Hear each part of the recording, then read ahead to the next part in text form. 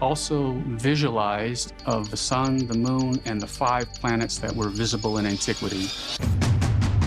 These were precision gears with teeth about 1 millimeter long, and this was just completely shocking. For decades, people argued about the Antikythera mechanism, a set of broken bronze plates pulled from an old shipwreck. This was the first shock because anything from ancient Greece simply shouldn't have gear wheels. Most thought it was just debris. A few wondered if it was something more, but no one could agree on what the pieces were trying to say. That silence finally broke when modern tools exposed the truth hidden inside the metal. Using high-resolution X-ray scans, the X-ray tomography clearly laid out what the gear changed. Also, a complete reading of basically all the surviving inscriptions on the device, both inside and out. Scientists rebuilt the device and discovered it could predict eclipses using a 223-month cycle. But that's just the beginning, because it goes far beyond that. The bronze mystery pulled from the deep. At the start of the 20th century, a small sponge boat tried to ride out bad weather near a steep rocky island between Crete and mainland Greece. The island was Antikythera. The captain, Dimitrios Kondos from the island of Symi, had a crew of sponge divers who worked in heavy canvas suits with copper helmets and air hoses connected to the surface. While they waited for better winds, he sent one of his men into the water. The diver, Elias Stadiatis, dropped down a sloping underwater cliff to a depth of about 150 feet, far deeper than most dives today would allow without strict safety rules. When the crew pulled him back up, he was shaken. He said the seafloor below was covered with bodies and horses. The others thought he was confused from the pressure and the gas in his blood, so the captain put on the suit and went down himself. What he saw was not a graveyard, but a frozen shipwreck. Life-sized bronze and marble statues lay scattered across the rocks, arms and legs twisted, heads broken away, and the shapes of horses half buried in sand. Kondos came back to the surface holding the arm of a bronze statue as proof. That single dive turned a routine sponge trip in the spring of 1900 into one of the most important finds in underwater archaeology. The Greek state quickly stepped in. With support from the Hellenic Navy, Kondos and his crew worked the site through 1900 and 1901. One diver, Georgos Kritikos, died from decompression sickness, and 2 others were paralyzed. The wreck turned out to be a large cargo ship from the 1st century before Christ, probably able to carry around 300 tons. Its cargo was packed with luxury pieces. The divers raised more than 30 marble statues, including heroic figures, athletes, and several marble horses. They brought up bronze statues such as the famous Antikythera youth and a seated philosopher, together with glassware, jewelry, fine pottery, and ship fittings in lead and wood. Later study counted well over 300 works of art and coins among the recovered pieces, a load that fits a high-end freighter sailing toward the Roman market with the best of Greek art on board. All of these finds were moved to the National Archaeological Museum in Athens. Inside the museum, curators and conservators focused first on the big showpieces. The statues were cleaned and slowly restored. The coins were sorted and studied to help date the wreck. Among the piles of material, though, sat something that did not look like a statue or a vase at all. It was a lump of green and brown corrosion about the size of a thick book, mixed with traces of wood from a long, rotted case. At some point during handling, this lump broke into several fragments, exposing flat faces of metal with faint scratches and lines. For a while, the broken bronze pieces did not draw much attention. They looked like some smashed bit of ship equipment, maybe part of a weight or a decorative panel. That changed in May of 1902. Archaeologist Valerios Steis was looking through the material from Antikythera when he noticed a sharp curve in one of the fragments. It was the edge of a gear tooth. On the same piece, he could see tiny lines of Greek letters cut into the metal. That was the moment people first realized that the wreck had carried a complex machine, not just art and trade goods. Even then, most of the gears sat hidden under thick layers of mineral crust. Early guesses were vague. Some scholars called it an astrolabe, a kind of sky-watching tool. Others thought it might be a simple calendar or a navigation aid for sailors. The truth was that no one had ever seen anything like it from the ancient world.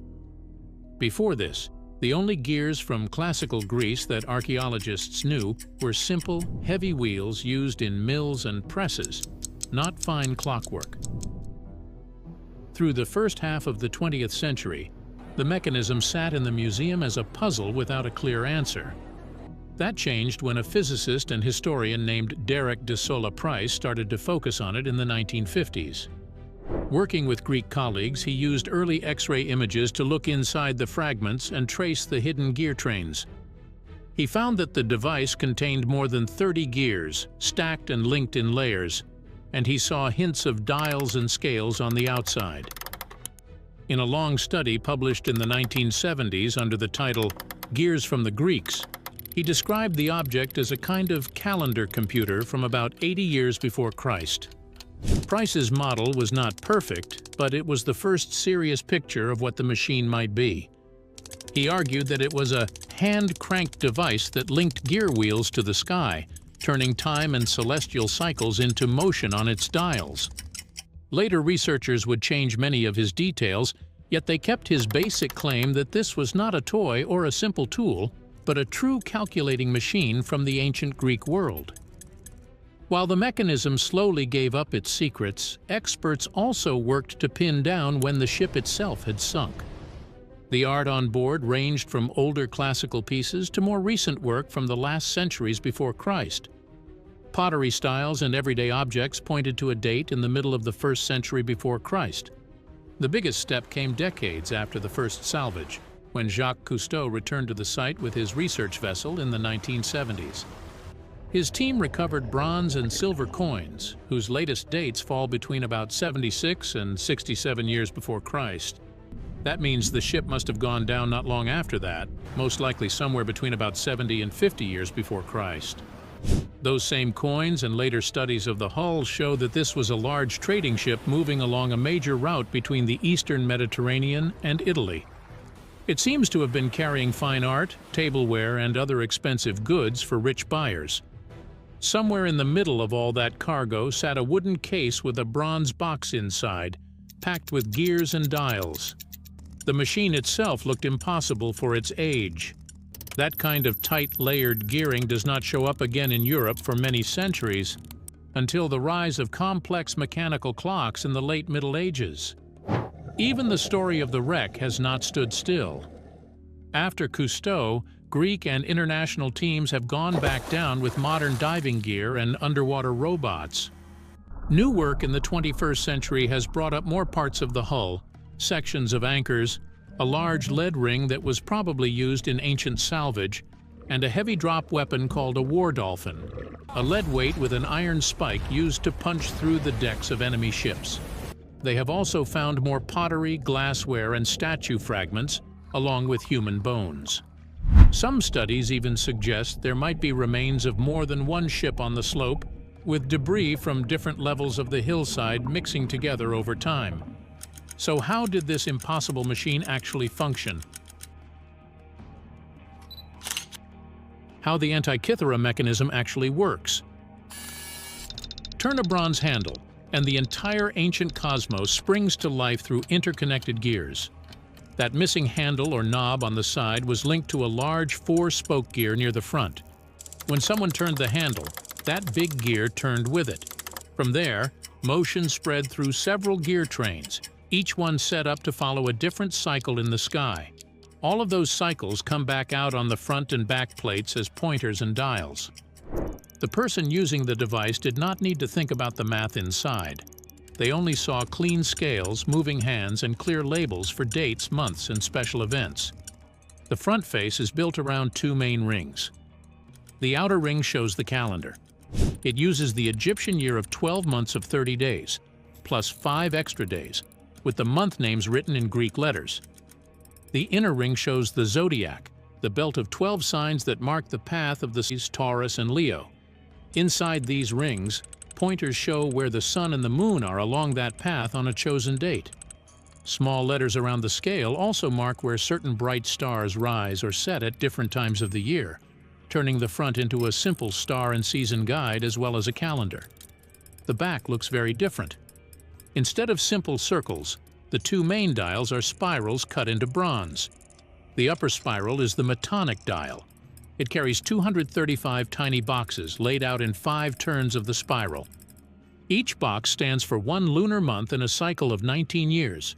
That cycle is useful because 19 solar years are almost the same length as 235 lunar months. This lets the device keep a solar calendar and a lunar calendar in sync. Greek month names from a northwestern Greek calendar are written into those boxes. So the pointer that runs along the spiral tells the user which named month they are in as the years pass.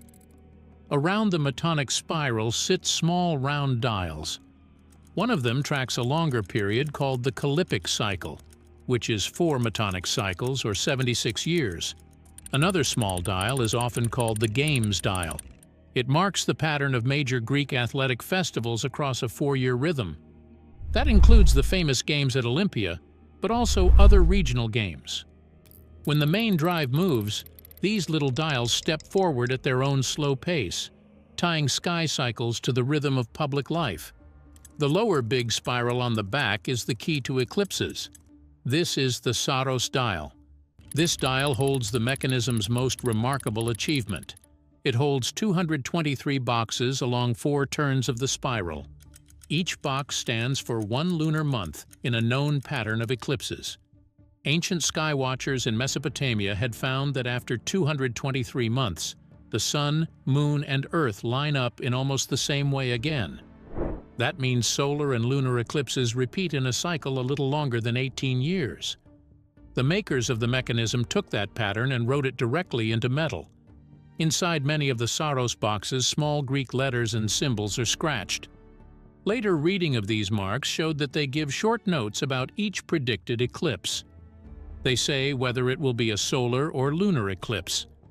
They give the day and the month and an hour number that tells when it is expected. Some cells also mark which node of the moon's orbit is involved, which affects where on Earth the eclipse might be seen. Next to the Saros spiral, a smaller round dial carries the word exeligmos. This is a Greek term for a turning out of the cycle. One Saros cycle is not an exact whole number of days. It is that number of days plus about 1/3 of a day. If you follow that pattern 3 times, you get a longer cycle of just over 54 years that comes back close to the same time of day. The exeligmos dial on the mechanism has 3 positions. One is blank, one is marked with the Greek sign for 8, and one with the sign for 16. These tell the user how many hours to add to the time written in the Saros box to get a more exact time for the eclipse. Sometimes it is 0, sometimes 8 hours, sometimes 16 hours. This small extra step helps keep predictions in line over many decades. Back on the front, the heart of the display is the sun pointer and the moon pointer. The main drive gear acts as a sun gear because its motion stands in for the motion of the sun along the zodiac ring. As the handle turns, that gear passes motion through a train that ends in the sun pointer, which moves around the front dial once per year. A second train runs from the same main drive through more gears to a moon pointer. This one moves faster, going around the dial about once per month.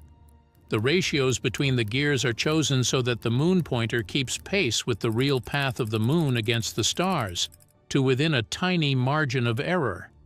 The device also shows the phase of the moon, not just its place among the stars. To do this, the builders added a small trick inside the moon pointer. Along that pointer's length, there is a little shaft with a tiny gear that meshes with the sun gear. As the moon pointer rides around the dial, this small gear feels both the motion of the sun and the motion of the moon at the same time. In simple terms, it compares them. That comparison turns a small ball, painted half dark and half light, which peeks out through a round